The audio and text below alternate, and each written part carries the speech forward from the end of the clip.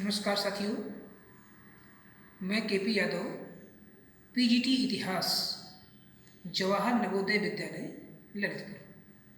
साथियों, आज के इस वीडियो में मैं भारत सरकार के शिक्षा मंत्रालय के द्वारा संचालित देश के जवाहर नवोदय विद्यालयों में प्रवेश और परीक्षा से संबंधित जानकारी आपके प्रस्तुत करूँगा। साथियों, जवाहर नवोदय विद्यालय की स्थापना भारत सरकार की राष्ट्रीय शिक्षा नीति 1986 के अनुसार की गई। ये जवाहर नवोदय विद्यालयों में छात्रों को निःशुल्क, गुणवत्तापूर्ण शैक्षणिक शिक्षा प्रदान की जाती है।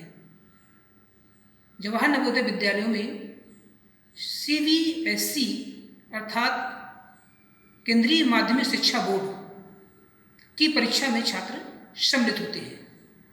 साथियों, जवाहर नवोदय विद्यालयों में प्रवेश के लिए 3 कक्षाओं में परीक्षा का आयोजन किया जाता है। कक्षा 6, कक्षा 9 और कक्षा 11 के लिए। इसके लिए प्रत्येक वर्ष देश के विभिन्न विद्यालयों में संचालित होने वाले परीक्षा का आयोजन किया जाता है, जिसके माध्यम से प्रतिभावान छात्रों का सिलेक्शन करके उन्हें गुणवत्तापूर्ण शिक्षा प्रदान की जाती है। साथियों, मेरे पीछे नवोदय विद्यालय समिति द्वारा जारी किया गया एक पंपलेट है, जिसमें नवोदय विद्यालय से की उपलब्धियों को बताया गया है। आप थोड़ा सा देखेंगे, मैं इसको एक एक करके आपके समक्ष प्रस्तुत कर रहा हूँ। साथियों देखिए,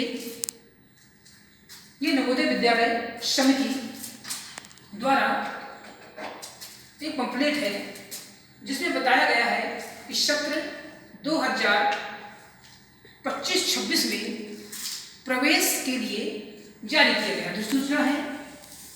इसमें बताया गया है कि समान विशेषताओं में जवाहर नवोदय विद्यालयों में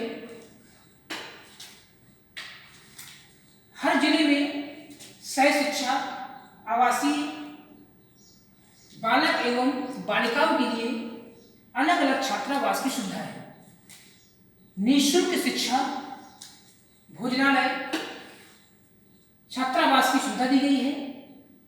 प्रवास योजना, साथियों ये नवोदय विद्यालय की एक खास योजना है, प्रवास योजना अर्थात माइग्रेशन की योजना, जिसके माध्यम से छात्रों को एक नवोदय विद्यालय से दूसरे डिफरेंट कल्चरल नवोदय विद्यालयों में माइग्रेट किया जाता है, जिससे कि छात्र दूसरी जगह के सांस्कृतिक वातावरण से परिचित हो सके।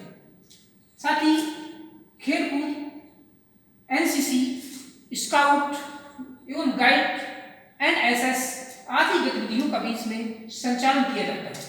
छात्रों, साथियों,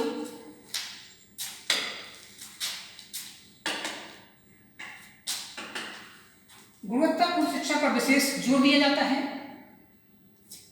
GMAINS 2024 में 12,071 छात्रों में से 4,352 छात्रों ने इस परीक्षा को उत्तीर्ण किया। इसी के साथ जी एडवांस 2023 में 3,796 में से 1228 अर्थात 32.3% छात्रों ने इस परीक्षा को उत्तीर्ण किया। इसी प्रकार से नीट 2024 में 24,529 लिखा गया है, आप साथ देख सकते हैं।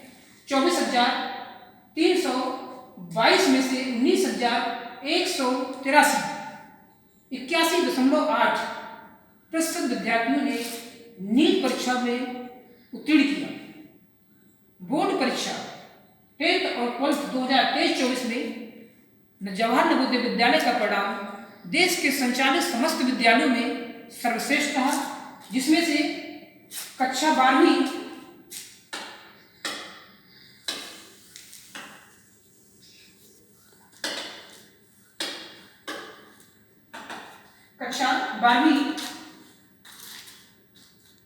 में लगभग लिखा गया है 98.90% विद्यार्थी उत्तीर्ण हुए, जो कि देश के द्वारा में संचालित समस्त केंद्रीय माध्यमिक शिक्षा बोर्ड की परीक्षा में सम्मिलित हुए छात्रों में से सर्वश्रेष्ठ परिणाम था।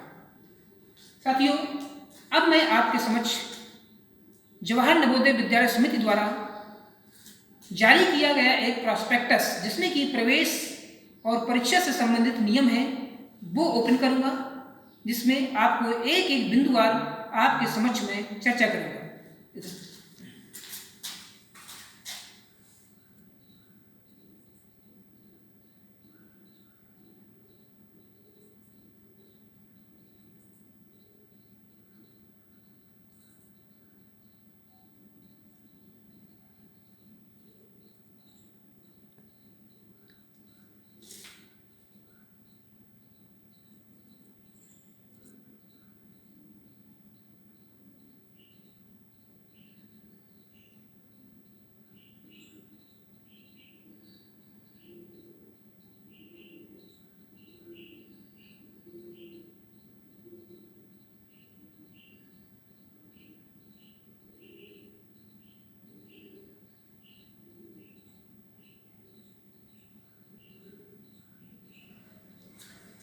साथियों, जैसा कि आप देख रहे हैं, जवाहर नवोदय विद्यालय चयन परीक्षा 2025, जिसका आयोजन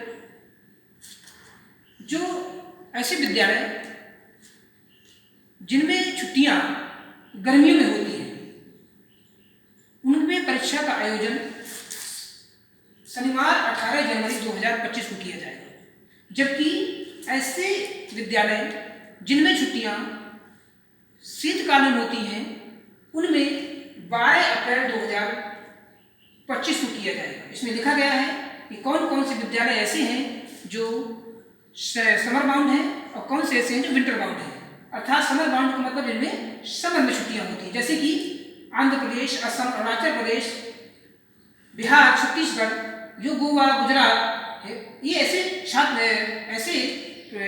स्टेट हैं जहाँ जो समर बाउंड है, अर्थात यहाँ पर गर्मियों में छुट्टियां होती हैं। और यहाँ पर परीक्षा का आयोजन 18 जनवरी 2025 को किया जाएगा, जबकि मिजोरम, नागालैंड, सिक्किम, अरुणाचल प्रदेश, जम्मू एंड कश्मीर, हिमाचल प्रदेश के चंबा, किन्नौर, मंडी, सिरमौर ऐसे स्टेट के में परीक्षा का आयोजन 12 अप्रैल 2025 को किया जाएगा। साथियों, इसके अलावा और भी कुछ नवोदय विद्यालय परीक्षा की कुछ जानकारियां हैं, जैसे कि यहाँ पर पूरी तरीके से कक्षा 6 से 8 तक के विद्यार्थियों को निःशुल्क शिक्षा दी जाती है, जबकि 9 से 12 तक पढ़ने वाले विद्यार्थियों को VVN यानी विद्यालय विकास निधि जमा करनी होती है।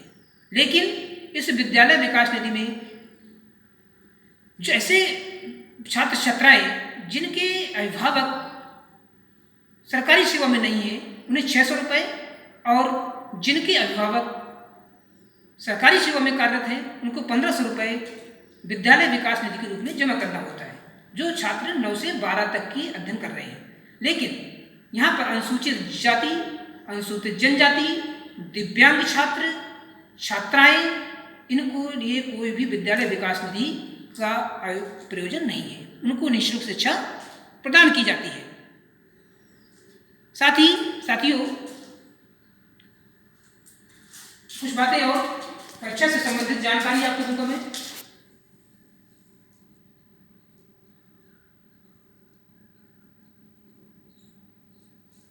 प्रवेश से संबंधित जानकारी दूंगा।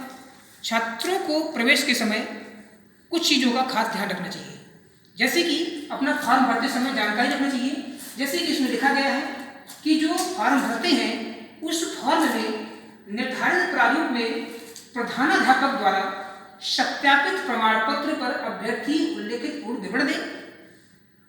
छात्र का फोटोग्राफ लगा होना चाहिए, माता पिता के हस्ताक्षर होना चाहिए।